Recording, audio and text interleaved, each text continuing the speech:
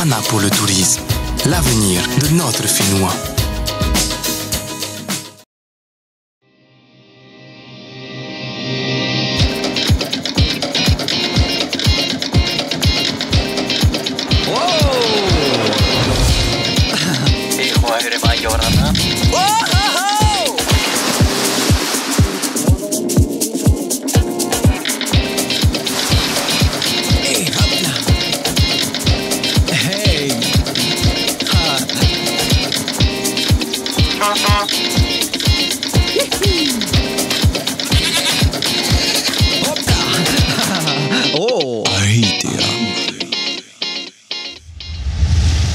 Yorana à toutes et à tous et bienvenue dans Aitea, votre émission hebdomadaire consacrée au tourisme et ses métiers. Cette semaine, je vous propose de découvrir en immersion le métier d'animateur culturel, puis votre rubrique perspective consacrée à la ronde tahitienne et enfin vos astuces. Allez, aujourd'hui, je veux donc devenir animateur culturel. Mais j'ai pas dit animateur virtuel, j'ai dit animateur culturel. Ah, bah là c'est mieux. Aujourd'hui, je veux partager ma culture auprès des touristes. Je me trouve donc au centre Arioi à Papara, où j'ai rendez-vous avec Inatea pour devenir animateur culturel. Hey Yorana Inatea! Yorana Teki, Maiteiro Oe? Maiteiro. Bienvenue au centre culturel Arioi. Maruru. Dis-moi, j'ai entendu dire que tu voulais être animateur culturel. Oui, c'est exact. Tu peux m'apprendre le métier? Carrément, bienvenue et je t'apprends ça. Allez, viens avec moi. Maruru. Allez, c'est parti pour une immersion dans la culture Maui. Donc là, Teki, on est au cœur du centre culturel. En tout cas, c'est un lieu très authentique et chaleureux. C'est exactement la touche polynésienne qu'on voulait, des plantes, du bambou. On voulait vraiment que ça reste authentique et chaleureux. D'accord, bah ça marche. Et du coup, par rapport à ton métier, quel est le rôle d'un animateur culturel? Alors, avant tout, c'est répondre évidemment aux besoins du public. On parle de culture, donc forcément, il faut pouvoir connaître les différents domaines de la culture. Mon parcours, c'est d'être professeur de danse. Je suis professeur de danse tahitienne depuis 10 ans. Mais ce que je voulais pouvoir mettre en avant, c'est que notre culture, elle est vaste. Et il faut pouvoir rebondir sur chaque domaine et être capable de répondre à tout ça, quoi. Donc, surtout, ce qui est important ensuite, c'est de la transmission. Donc, c'est d'adapter le message en fonction du public, si c'est du scolaire ou des touristes lambda. Et donc, Inatea, comment tu fais pour partager tous ces domaines en une journée? Pas facile, hein, c'est sûr. Ce qu'il faut d'abord, c'est mettre en place l'espace. Donc là, justement, on reçoit un groupe de touristes au centre culturel. Donc il faut pouvoir adapter le centre culturel. Ils sont à peu près 20 aujourd'hui. Donc tu vas passer la serpillière. On va préparer les couronnes d'arrivée. On va préparer tous les ateliers. C'est parti? Allez. À cette allure, je vais être élu fait du logis de l'année. N'oublions pas les couronnes pour nos invités. Allons maintenant les accueillir avec un petit orero. Emanava ari, ena hoi te manava, ena hoi otou te manufiri, e te imaine, te hei, e tap o te ie, e tap o aroha.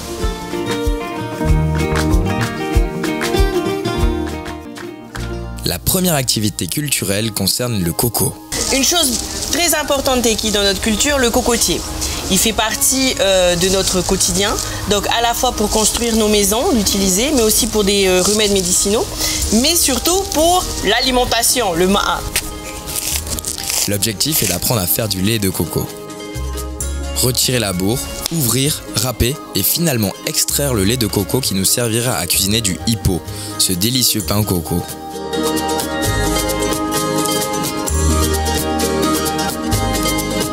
Pendant que le hippo cuit, on retourne au Fa'apu pour apprendre à planter du taro.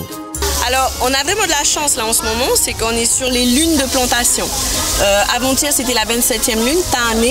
Hier, c'était la lune Onui, donc la lune sans poisson. Mais du coup, nous, dans le Fa'apu, il faut qu'on continue à planter. Hein. Et aujourd'hui, c'est Maori, donc on continue à planter. Et on va replanter notre taro et nos umara. D'accord, donc c'est cette partie-là, je suppose. Voilà. Maintenant que j'ai appris à planter du taro, on va pouvoir passer aux ateliers musicaux. Donc là, Taiki, maintenant, on passe en activité artistique. Et là, on est sur les instruments de musique. Donc, on va expliquer les différents instruments en Polynésie. Alors, on a 3 instruments traditionnels qui sont du coup utilisés par nos ancêtres, donc tahitiens, on va dire. Donc, on a le Pa'u Tupeirima. Pa'u. On a le Pou et le Vivo. Bivo. Vivo. Donc, la flûte nasale. Donc voilà, avec ces 3 instruments-là, c'était vraiment ces instruments qui étaient utilisés par les Tahitiens. Et il faut savoir que du coup le toere que vous allez l'instrument entre vos mains est arrivé plus tardivement par l'île Cook, c'est ça? Il est originaire des îles Cook. Originaire des îles Cook. Donc voilà. Donc nous on va vous apprendre le toere donc avec Inatea. C'est parti.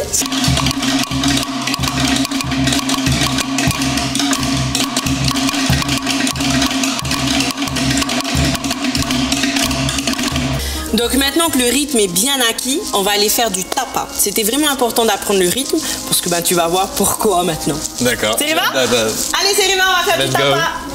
Donc on est sur l'atelier tapa. Pour nous, c'était vraiment important de remettre en valeur le tapa parce que c'est ce qui permettait de hiérarchiser notre système, notre caste, nos castes. Hein? Donc c'était vraiment important pour nous de remettre au goût du jour le tapa. Okay? Il faut savoir que le mythe du bon sauvage tout nu, c'est faux et complètement fou. Il fallait être habillé à l'époque. Donc là, on a plusieurs iconographies avec les tenues faites en tapa. Après l'histoire, on passe à la pratique. Première étape pour faire du tapa, gratter l'écorce extérieure jusqu'à obtenir une surface blanche. L'objectif est de pouvoir décoller délicatement l'écorce interne que l'on trempera dans l'eau pour la rendre encore plus souple. On a maintenant le tapa qui est bien imbibé d'eau, donc on pourra le finaliser sa conception. Donc quelle est la dernière étape? Là maintenant, la dernière étape qui est une des plus lentes, parce que il faut il faut battre l'écorce, il faut séparer les fibres. Donc du coup, on va taper fort avec la partie profonde du battoir, du hé. C'est parti, tout le monde met son énergie et sa force pour la réalisation du tapa. Il est important d'impliquer les touristes dans ce genre d'activité pour les plonger au cœur de notre culture. Une fois tapé, il faut sécher le tapa au soleil. Cela nous laisse le temps de passer à la nouvelle activité, le Ori Tahiti.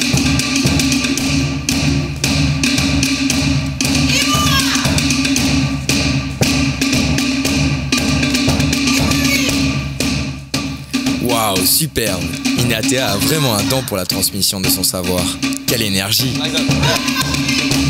Dernier symbole, ça va? Tu respires bien? C'était top, hein? Ouais, carrément. Ok, dernière chose, maintenant on va leur remettre, parce qu'ils ont passé tous les aspects, tous les domaines. Donc ils vont avoir une plume rouge, symbole des Arioi. Et donc on va leur remettre le petit symbole pour qu'ils puissent se rappeler de cette journée-là. C'est un petit cadeau, mais c'est un symbole. C'est un très beau symbole. Okay. D'accord. Ce symbole marque la fin de cette journée de formation riche en émotions. Maintenant, c'est l'heure du bilan avec Inatea. Alors, t'as qui ta journée au centre culturel? C'était une superbe expérience, une superbe journée, puisque j'ai passé des moments authentiques, on va dire, et très originaux.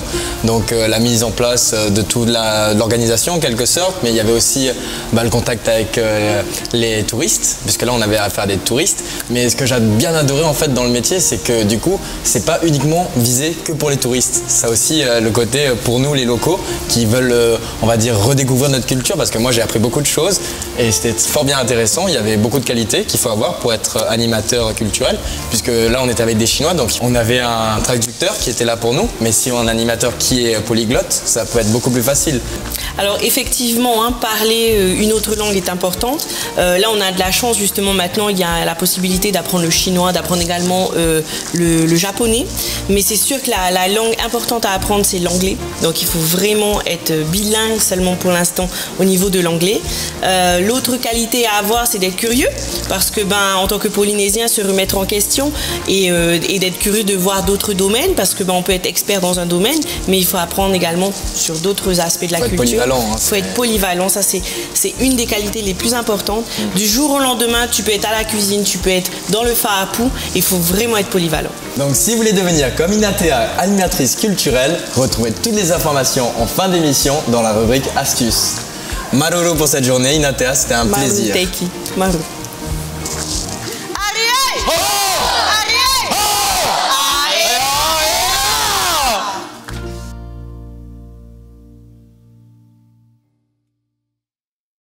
Notre culture est vraiment une richesse à partager. Allez, maintenant place à votre rubrique Perspective pour tout savoir sur les retombées touristiques de la ronde tahitienne.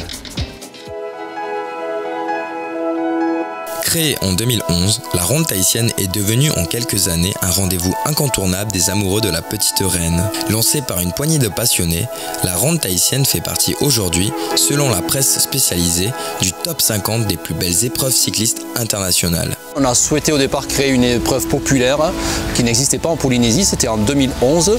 L'idée était véritablement de pouvoir confronter des non-licenciés, des gens qui n'avaient pas l'habitude de participer à des épreuves cyclistes, à des champions et des coureurs cyclistes locaux. Avec une communication bien huilée, la ronde tahitienne a très rapidement suscité l'attrait des médias et s'est positionnée comme un atout pour la promotion du pays. Alors la presse locale s'est intéressée dès le départ à la ronde tahitienne et la couvre de plus en plus au fil des ans. Puis la presse internationale est arrivée petit à petit et s'est accaparée du phénomène ronde tahitienne. Tout cela boosté par la présence de notre ambassadeur historique Henri Sagné, qui est journaliste et présentateur de l'émission Tout le sport sur France Télévisions, qui nous a permis d'avoir des images sur France Télévisions à 1 heure de grande écoute. Cet attrait de la presse internationale permet de dynamiser la discipline du cyclisme en Polynésie, mais elle montre également les plus beaux paysages dans notre pays, et notamment dans les îles, en montrant les atouts, les charmes de la Polynésie, des activités également, et tout cela pour créer de beaux atouts pour le tourisme polynésien. Grâce à cette médiatisation, les organisateurs se sont mis à proposer des offres de séjour autour de cet événement. Depuis 2014, on a créé un package touristique pour inciter les participants étrangers à venir nous rendre visite par le biais de la ronde tahitienne.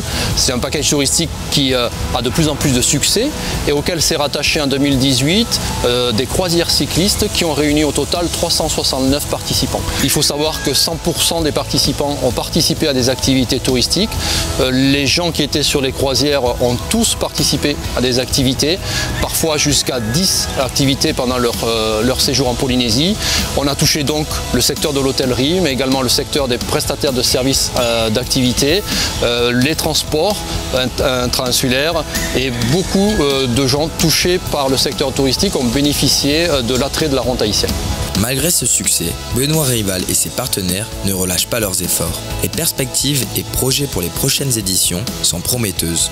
Alors pour l'édition 2019 de la ronde tahitienne, on travaille en étroite collaboration avec la société Santana Adventure, si bien que depuis le mois de février, nous avons la croisière qui est entièrement vendue et 148 participants essentiellement américains viendront à Tahiti par le biais de la ronde tahitienne. Puis en collaboration avec Tahiti Tourisme, on travaille sur de nouvelles niches et de nouveaux tours opérateurs pour essayer de vendre le produit ronde tahitienne à l'international. La ronde tahitienne et le tourisme font donc bon ménage. On peut même dire que c'est une affaire qui roule. Ces événements comme la ronde tahitienne sont vraiment fédérateurs. Allez, maintenant place à votre rubrique astuces pour savoir comment devenir animateur culturel. Pour devenir animateur culturel en Polynésie française, il vous faut avoir des capacités solides de communication et d'animation en passant éventuellement le brevet professionnel de la jeunesse, de l'éducation populaire et du sport auprès de la direction de la jeunesse et sport. Avoir une grande connaissance liée à la culture matérielle et immatérielle de notre Fénois. Posséder de grandes qualités de pédagogue, de créativité et d'adaptation. Maîtriser plusieurs langues telles que l'anglais, l'espagnol et le Reo Tahiti sont un impératif pour évoluer dans ce secteur. Pour toute information complémentaire pour devenir animateur culturel en Polynésie française, vous pouvez vous rapprocher de la direction de la jeunesse et sport sur www.service-public.pf ou par téléphone au 40 50 18 88. Voilà les amis, votre rendez-vous sur le tourisme et ses métiers est maintenant terminé. L'aventure AITA continue sur les réseaux sociaux. Je vous dis à la semaine prochaine. Bye.